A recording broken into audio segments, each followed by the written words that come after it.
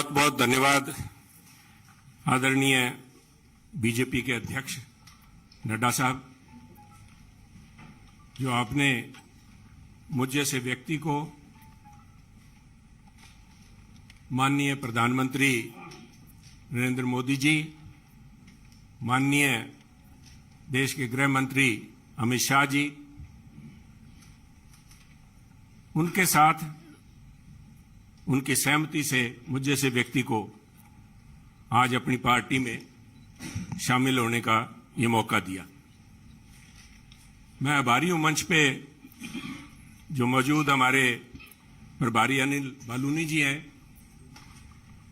मैं आभारी हूं खास तौर पे प्रवेश वर्मा जी का, जो खास तौर पे इस मौके पे यहां पहुंचे हैं।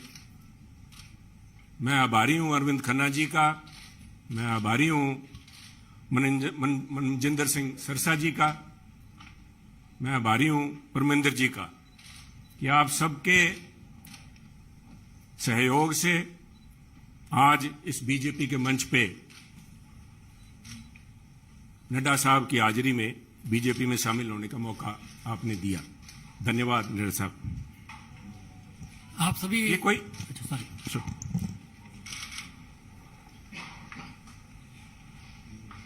कोई आसान काम नहीं होता। 50 साल का संबंध मेरा कांग्रेस से है।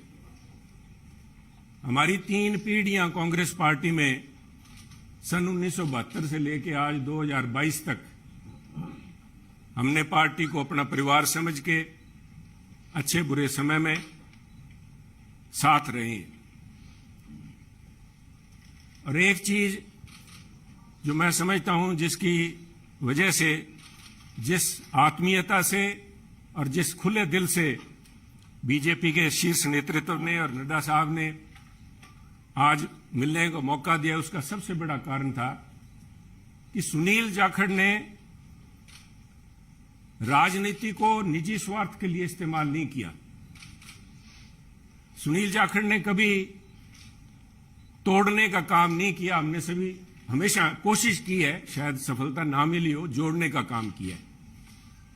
और मैं एक ऐसे सूबे से संबंध रखता हूं, एक ऐसे प्रांत से आता हूं जो गुरुओं, संतों, पीर, पैगंबरों की धरती मानी जाती है।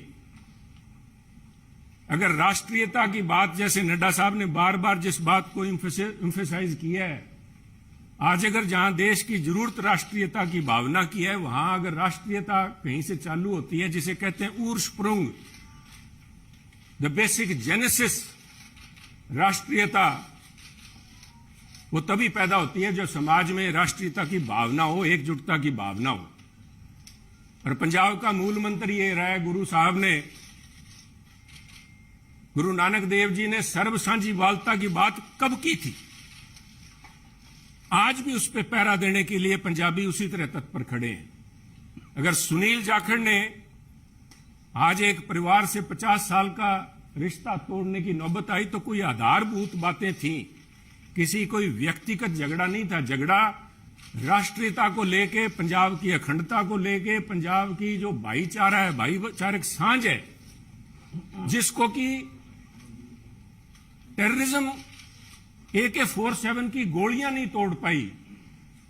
जहां आपसी भाईचारे में, चाहे वो सिख हो चाहे हिंदू हो, उनके अंदर किसी किस्म का कोई द्वेष की भावना पैदा नहीं हुई। 25,000 से ज्यादा पंजाबियों ने कुर्बानी दी। पर आप भी गवाह हैं, साहब पड़ोसी दे, आपका तो पड़ोसी सूबा है। आप तो जब हिमाचल से चलते हैं, पंजाब के बीच में से होके जाते हैं, कभी भी कोई फर्क नहीं आया। किसी किस्म का कोई किसी सोच ही नहीं आई। और उसी राष्ट्रीयता की भावना के लिए पहरा दे के सुनील जाखड़ ने अपनी 50 साल की जिंदगी का वही मूल मंत्र था। परंतु दुख इस बात का है, मैं बड़े भरे मन से कह रहा हूं कि आज जब अपने परिवार से नाता तोड़ के दूसरी जगह जब मैं आया हूं यहां पे, तो उसका कारण यह था कि सुनील की आवाज, सुनील को इस बात के लिए कटघरे में खड़ा किया गया कि उसने इस बात का विरोध किया कि आप पंजाब को जाति पाति धर्म के नाम पे नहीं तोड़ सकते।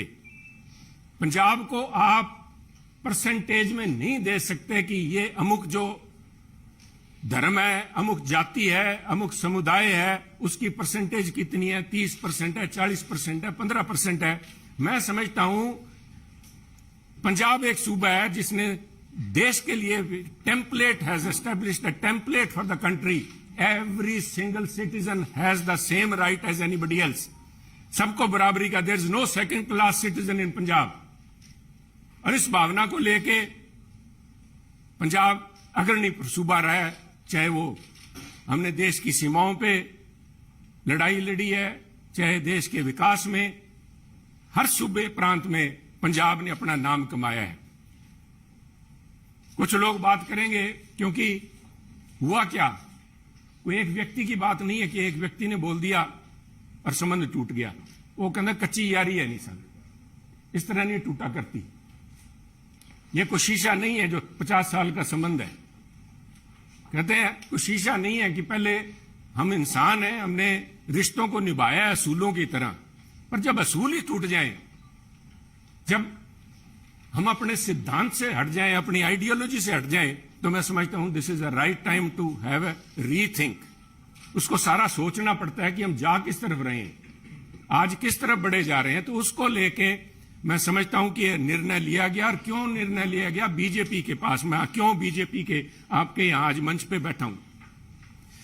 सब तरह तरह की अटकलें लगाई जा रही थी सुनील को लेके, कयास लगाए जा रहे थे, क्यों बड़ा स्वाभाविक था। जिस दिन से नड्डा साहब आपने देखा कि मैंने गुड बाय बोला, मेरी तरफ से तो गुड बाय 11 तारीख को, जिस दिन मैंने देख लिया कि आवाज के ऊपर पाबंदी लगाने के लिए नोटिस जारी किए जा रहे हैं, तो आवाज नहीं रोकी जा सकती। सुनील को आप पद से हटा सकते हो, किसी से दूर कर सकते हो, सुनील की आवाज गिरवी नहीं रखी जा सकती। आवाज राष्ट्रीयता के लिए उठेगी।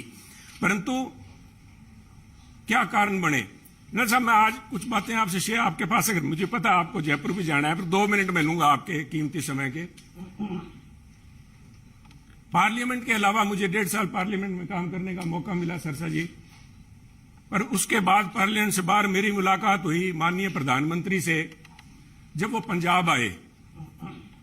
करतारपुर कॉरिडोर एक बहुत लंबे समय की मांग, बलूनी जी, जो सारे सिख समुदाय की नहीं पूरे पंजाबियों की, जो भी व्यक्ति पंजाब से प्रवेश जी जुड़ा हुआ सबका था कि हमें करतारपुर साहब जाके हमें अपनी बात श्रद्धा नमन करने का, उसकी संभाल का, उस हमारे गुरु घर का हमें को मौका मिले।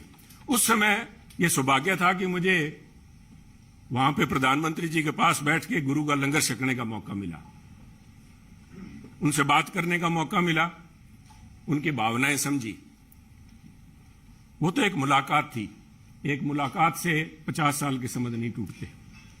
परंतु मेरा हमेशा ये भावना रही है कि पंजाब कुर्बानियां बहुत दी हैं, टेररिज्म के अंदर कुर्बानियां दी है, देश की रक्षा के लिए जब भी मौका पड़ा है, चाहे जब से धाड़वी पंजाब आने लगे हैं, चाहे उसके बाद पाकिस्तान हो, चाहे चाइना हो, हर पंजाबियों ने कुर्बानियां दी हैं। और उस कुर्बानियों को चलते मेरे एक मानना था हमेशा ही कि भी मौका लगा तो प्रयास करेंगे कि पंजाब को एक स्पेशल स्टेट का स्टेटस दिया जाए। नड्डा साहब, कागजों में तो अभी फॉर्मली नहीं दिया गया, कॉन्स्टिट्यूशनली तो नहीं दिया गया, बहुत सी मजबूरियां, सरकारों की वक्त की मजबूरियां होती हैं। परंतु मेरा मानना है कि व्यवहारिक तौर पे माननीय प्रधानमंत्री ने पंजाब को स्पेशल स्टेटस दे दिया। और उसका जीता जागता सबूत है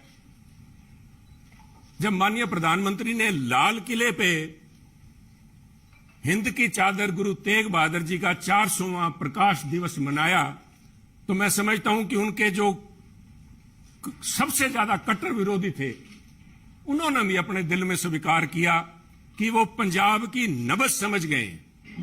पंजाब की जो भावना है कि पंजाबी मिलजुल के मानस की जात सब एक को पहचानबे, कहां कश्मीर के पंडितों को लेके चाहे आज तक संघर्ष चल रहा है, कब गुरु साहब ने यहां पे इन मुगलों के पास आके अपनी कुर्बानी दी थी।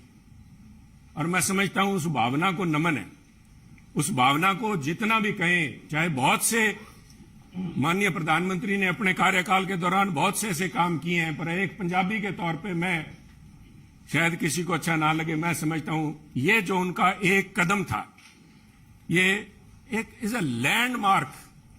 इसने अपने आप लोगों की भावनाएं, लोगों की आज भावनाएं उनके साथ जुड़ी। और मैं समझता हूं कि आज मेरा यह सौभाग्य है कि पंजाबी होने के नाते और गुरु साहब की उस धरती से आते हुए, जैसे गुरु नानक देव जी के बारे में अल्लामा इकबाल ने कहा था कि फिर उठी सदा आखिरी एक तौहीद की पंजाब से, मर्दे कामिल ने जगाया हिंद को एक फिर ख्वाब से। आज मैं समझता हूं फिर वही भावना पंजाब से लेके यहां पे उस भावना, उस अलग की, उस ज्योति की एक, उसको लेके मैं आज बीजेपी में आया हूं। और मैं समझता हूं कि आप लोगों के सहयोग, आपके मार्गदर्शन, माननीय प्रधानमंत्री अमित शाह जी के मार्गदर्शन में अगर मैं रत्ती भर भी देश में और पंजाब के लिए उस अखंडता को कायम रखने में कामयाब होता हूं तो मेरा जीवन सार्थक मैं मानूंगा। आपका बहुत बहुत धन्यवाद। जय हिंद।